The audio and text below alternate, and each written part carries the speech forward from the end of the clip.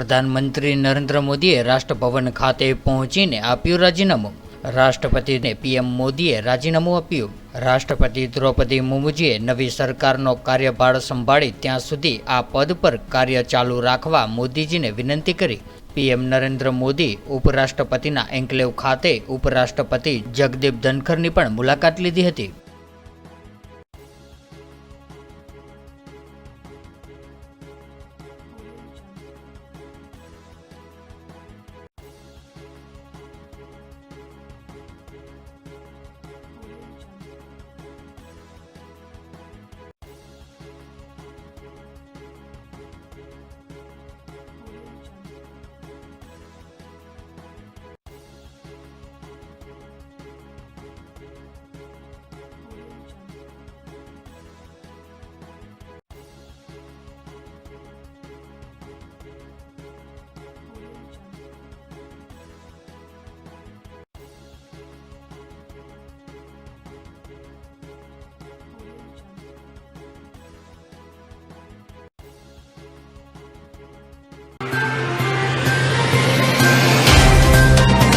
तो WhatsApp, Twitter, Facebook, Insta जहाँ भी आपका अकाउंट है, इसे शेयर बटन के द्वारा वहाँ पर शेयर करें।